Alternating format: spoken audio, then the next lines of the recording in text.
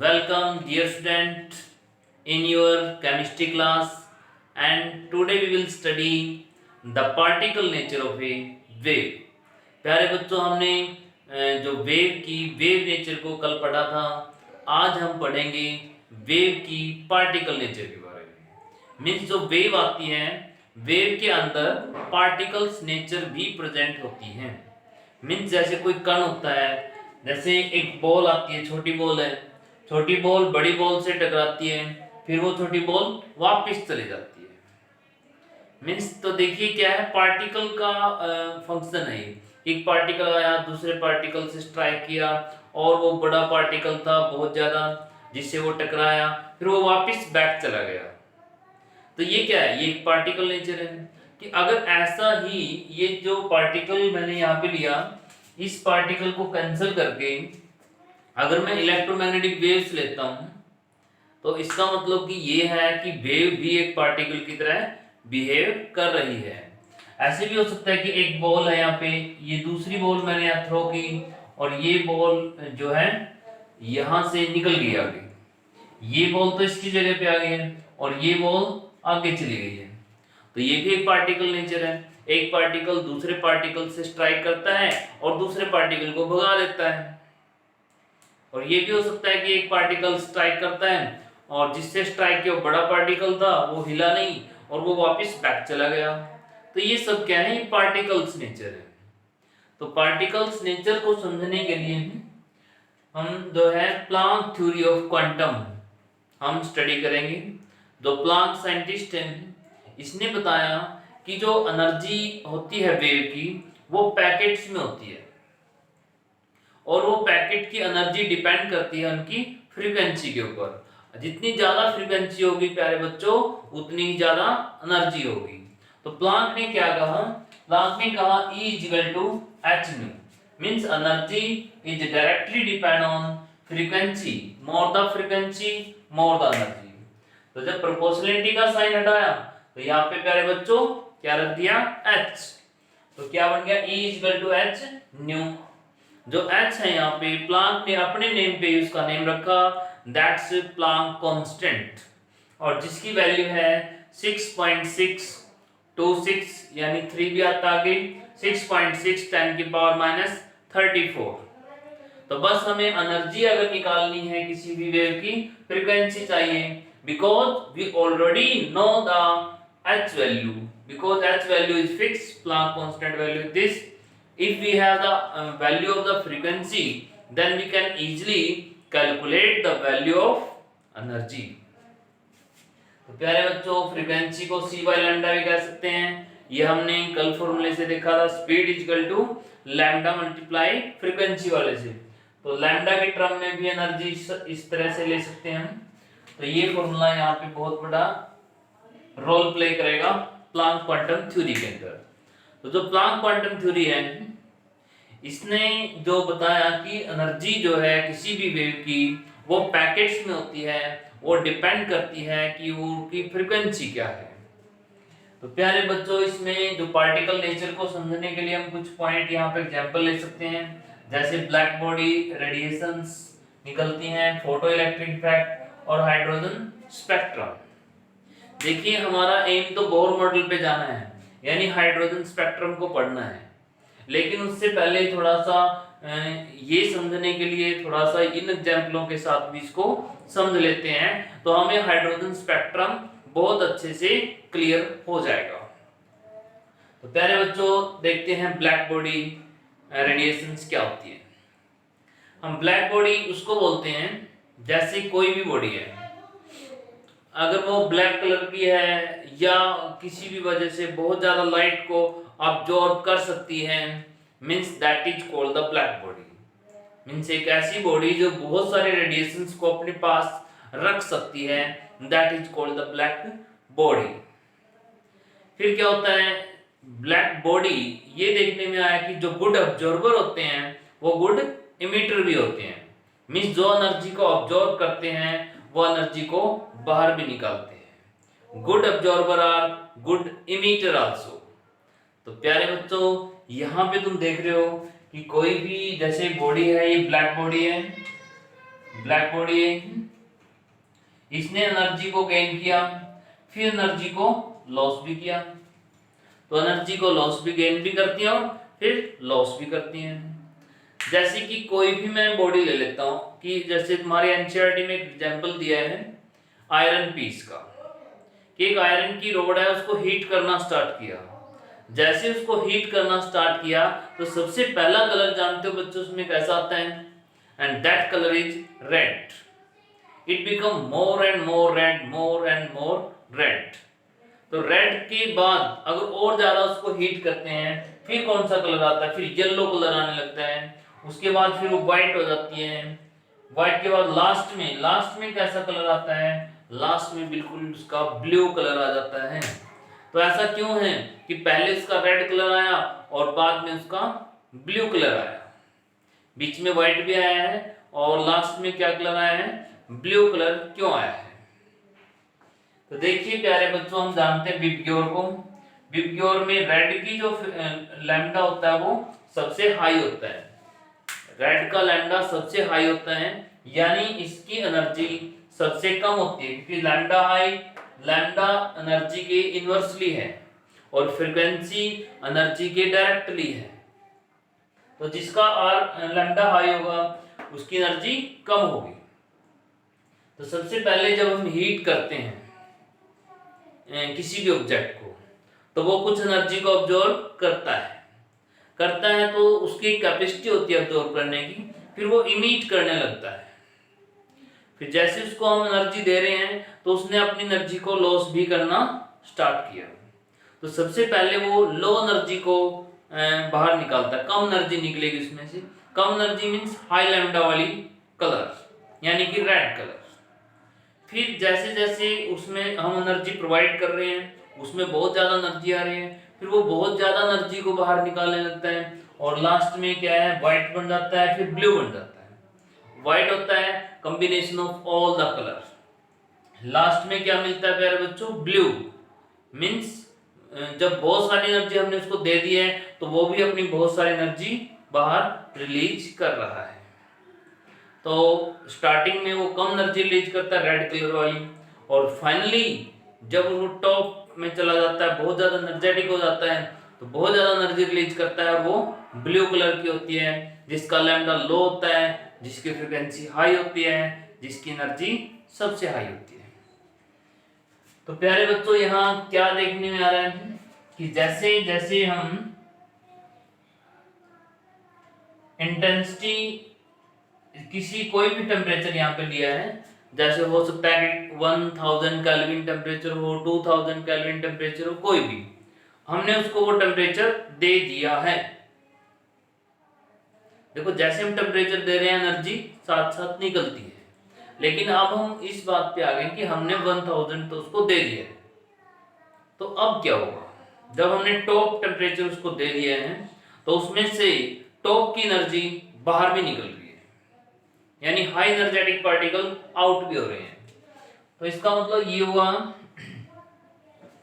कि स्टार्टिंग में जब हमने वो टेम्परेचर दिया तो स्टार्टिंग में हाई एनर्जेटिक पार्टिकल उसमें से बाहर निकलेंगे, यानी कि उसमें से अब जो है ब्लू कलर के लाइट यहां से निकलेगी।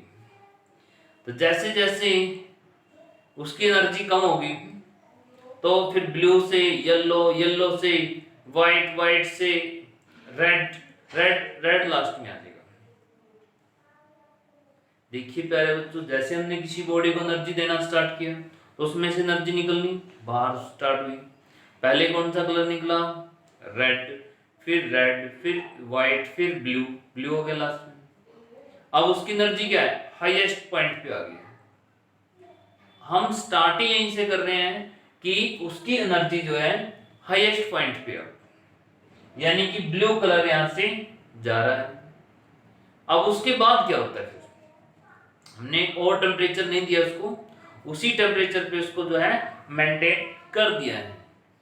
तो उसी टेम्परेचर पे अब क्या हो रहा है, पहले वो high energetic light blue light send करेगा, फिर धीरे धीरे व्हाइट लाइट सेंड करेगा और लास्ट में रेड लाइट पे वो आ जाएगा।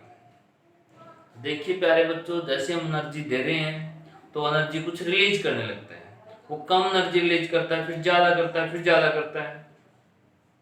क्लियर? लेकिन जब वो टॉप पे पहुंच जाता है, फिर वो क्या करता है, फिर अपनी एनर्जी को रिलीज करता है, और फिर जैसे उसको हीट करना बंद कर देते हैं हम, तो पहले वो हाई एनर्जी की लाइट को रिलीज करेगा, फिर लो, फिर लो, फिर लो। समझ में आ गई बेटा? तो ब्लैक बॉडी में क्या होता है, जैसे हम एनर्जी प्रोवाइड करते हैं तो उसकी जो बाहर जो एनर्जी मीट करता है, पहले वो कम एनर्जी मीट करता है, फिर ज्यादा, फिर ज्यादा, फिर ज्यादा, फिर वो टॉप पे पहुंच गया। फिर जब टॉप की एनर्जी रिलीज करेगा, फिर हमने उसको हीट करना बंद कर दिया है, फिर उसकी एनर्जी बाहर लॉस करने की, फिर डिक्रीज डिक्रीज डिक्रीज डिक्रीज करेगी। एक बार बढ़ती है, एक बार इंक्रीज करती है, एक बार इंक्रीज करेगी, फिर डिक्रीज करेगी। तो यहाँ पे हम क्या समझ रहे हैं कि ये वो पॉइंट है जो मैक्सिमम टेम्परेचर है, जो हमने उसको देना था वो दे दिया है। तो इस टेम्परेचर पे इस लैम्डा की यानी लो लैम्डा की लाइट यानी हाई फ्रीक्वेंसी की लाइट यहाँ से इमिट हो रही है। फिर जैसे हम उस तरफ बढ़ते हैं तो बाद में जैसे वो बॉडी कूल होती है तो उसकी लाइट जो इमिट करता है उसका लैम्डा डिक्रीज करता है, यानी उसकी एनर्जी कम होती है। ये क्या शो कर रहा है, देखिए इंटेंसिटी का फैक्टर क्या शो कर रहा है कि स्टार्टिंग में उसमें से जो है नंबर ऑफ पार्टिकल, इंटेंसिटी जो है टोटल पावर, टोटल एनर्जी, यहाँ पे टोटल एनर्जी और टोटल पावर की बात हो रही है कि टोटल पावर जो है वो जिसकी जो बाहर इमिट कर रहा है वो लेस है, फिर वो मैक्सिमम भी करता है, बहुत ज्यादा पार्टिकल्स को, बहुत ज्यादा एनर्जी को बाहर इमिट करता है, और फिर लो। देखिए ये कॉन्सेप्ट जो है यहाँ पे थोड़ा सा अंडरस्टैंडेबल है कि एक तरफ तो हम कह रहे हैं कि लैम्डा डिक्रीज कर रहा है, यानी कि एनर्जी डिक्रीज कर रही है, एनर्जी डिक्रीज कर रही है। ये मैं बात कर रहा हूं टोटल एनर्जी। तो ये जो कॉन्सेप्ट है, ये जो पॉइंट है, ये हमें प्लांक थ्योरी से समझेंगे इसको हम, कि देखिए किस तरीके से यहाँ पे बात हो रही है। ठीक है, यहाँ पे हाई एनर्जेटिक पार्टिकल्स हैं, हाई एनर्जेटिक इलेक्ट्रोमैग्नेटिक वेव बाहर निकल रही है, हमने इलेक्ट्रोमैग्नेटिक वेव दी, इलेक्ट्रोमैग्नेटिक वेव वापस आ रही है, यहाँ पे हाई एनर्जेटिक है, लेकिन उसके number of particles, number of wave, number of packets वो कम है। यहाँ पे नंबर ऑफ पैकेट्स इंक्रीज हो गए हैं, यहाँ पे नंबर ऑफ पैकेट्स और इंक्रीज हो गए हैं। बेशक से एनर्जी कम हो रही है लेकिन नंबर ऑफ पैकेट्स बढ़ रहे हैं, फिर नंबर ऑफ पैकेट्स डिक्रीज कर रहे हैं। एनर्जी का कॉन्सेप्ट तो यही है कि उनका जो लैम्डा है वो क्या हो रहा है, उनका जो लैम्डा है वो इंक्रीज कर रहा है, मीन्स एनर्जी के पैकेट्स हैं जो उनकी एनर्जी, एक पैकेट की एनर्जी देखें तो डिक्रीज करती है, लेकिन नंबर ऑफ पैकेट्स कितने बाहर जा रहे हैं कि स्टार्टिंग में कम गए हैं, फिर ये ज़्यादा जाते हैं, फिर कम हो जाते हैं। इस तरीके से इसको देखा गया है। देखिए ये है number of packets, number of packets increase करते हैं, नंबर ऑफ पैकेट्स फिर डिक्रीज करते हैं, ये इंटेंसिटी है। लेकिन उन पैकेट्स की एनर्जी किस वे में बाहर आउट हो रही है वो डिक्रीज कर रही है, मतलब पर पैकेट की अगर हम लैम्डा देखें वो डिक्रीज कर रहा है। एक एक पैकेट, जो यहाँ वाला एक पैकेट है ये मोर एनर्जेटिक है, यहाँ वाला जो पैकेट है वो लेस एनर्जेटिक है, यहाँ वाला जो पैकेट है वो सबसे लेस एनर्जेटिक है। तो प्यारे बच्चों ये समझ में आया होगा, रेडिएशन, ब्लैक बॉडी रेडिएशंस। वैसे इसके ऊपर ज्यादा क्वेश्चन नहीं पूछते हैं, सिर्फ तुमने इतना ही ध्यान रखना है कि ब्लैक बॉडी रेडिएशन से हम क्या समझते हैं, वेव की पार्टिकल नेचर को समझते हैं। जैसे कि कोई बॉडी किसी बॉडी से स्ट्राइक करती है फिर वापस चली जाती है, तो ऐसा ही इसमें हुआ, electromagnetic wave fall on the black body and after falling this light again go back. जैसे कोई पार्टिकल टकराता है, टकरा के वापस चला जाता है, तो सेम जैसा पार्टिकल के अंदर देखने को मिला, तो प्यारे बच्चों सेम ऐसी ही हैपनिंग यहाँ पे भी तुम्हें मिली। तो this is the black body radiation concept which prove the particle nature of a wave. अब हम बात करते हैं photo electric effect, second concept की। दिस इफेक्ट आल्सो प्रूव, प्यारे बच्चों फोटो इलेक्ट्रिक इफेक्ट समझने से पहले हम एक मीनिंग और समझते हैं इंटेंसिटी का। इंटेंसिटी क्या होती है? एनर्जी पर यूनिट एरिया या पर यूनिट वॉल्यूम। अगर वो किसी एरिया से पास हो रही है तो पर यूनिट एरिया चेक कर लेंगे, वॉल्यूम से पास हो रही है तो पर यूनिट वॉल्यूम हम उसमें चेक कर लेंगे। तो एनर्जी पर यूनिट एरिया, तो हम देख लेंगे कि एनर्जी पर यूनिट एरिया ही इसमें ज्यादा बेटर रहेगा अगर हम एक सरफेस एरिया से इसको कवर करते हैं। तो एनर्जी पर यूनिट एरिया कितनी जा रही है, that is called the intensity. देखिए जो इंटेंसिटी का जो वर्ड मीनिंग है ये थोड़ा कंफ्यूजिंग होता है।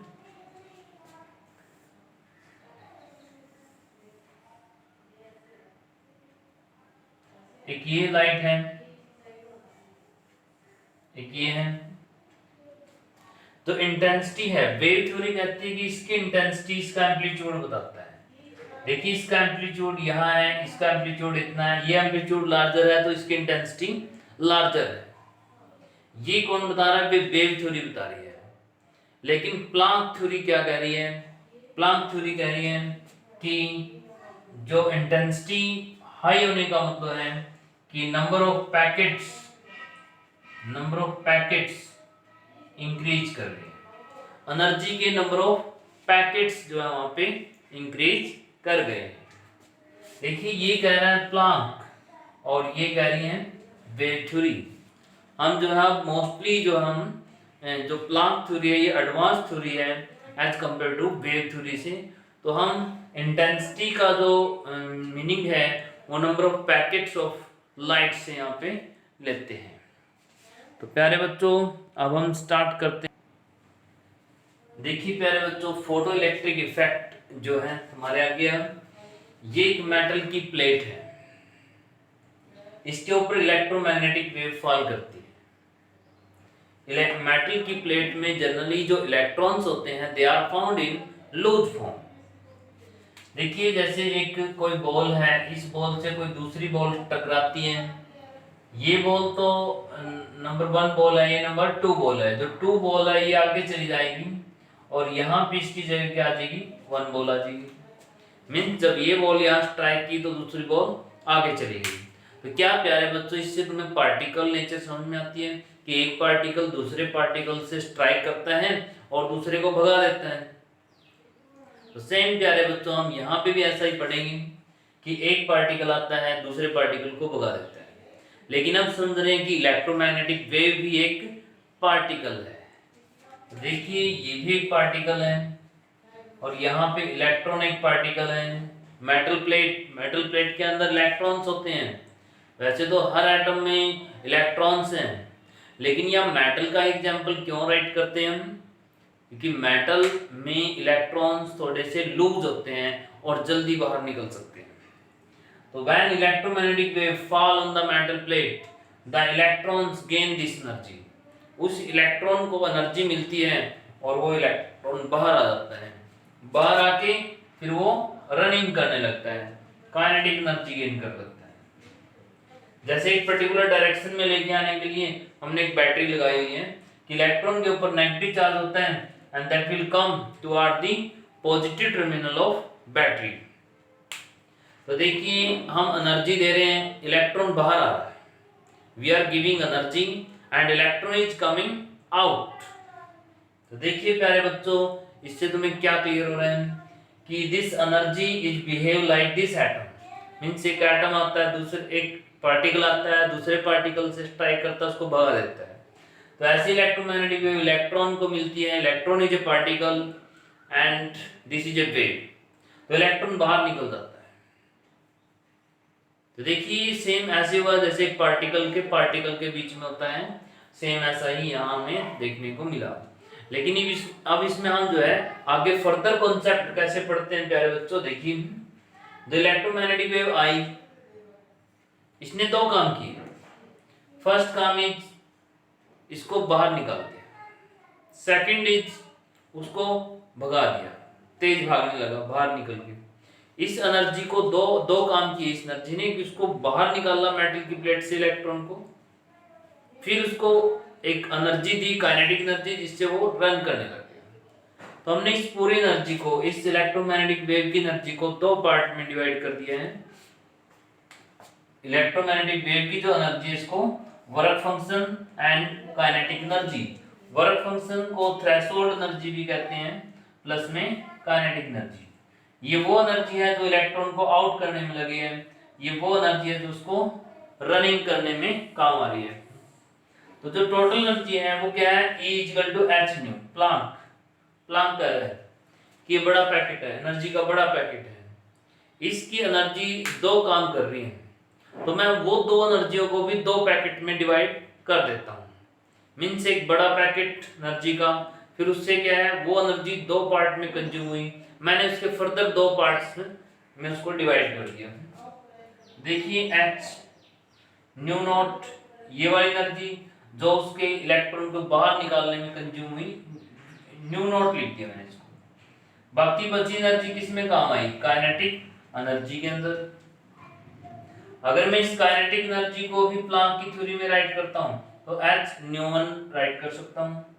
तो देखिए ये H न्यू नॉट, ये H न्यू वन, अगर मैं यहाँ पे कॉमन ले लेता हूं H, तो ये क्या हो गया, nu not plus nu one equal to total energy.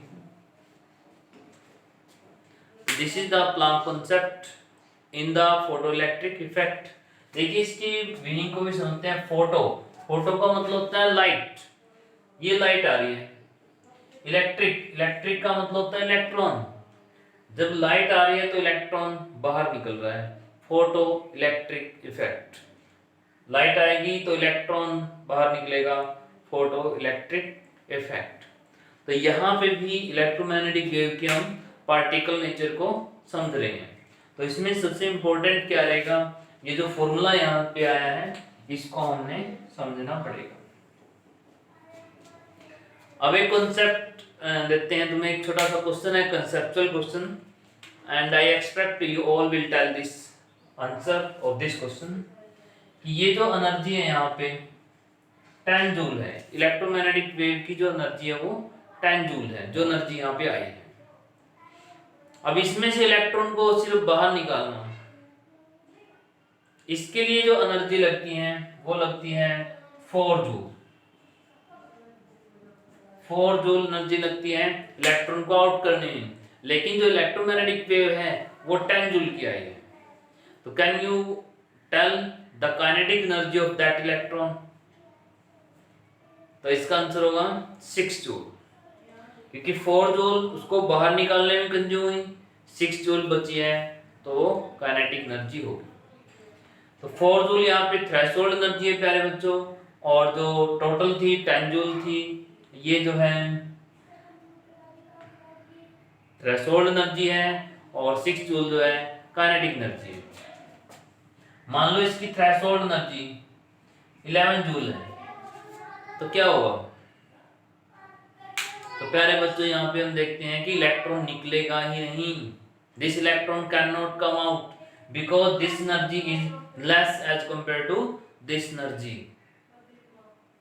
तो इसकी एनर्जी मोर होगी तभी इलेक्ट्रॉन बाहर निकलेगा और तभी रन करेगा।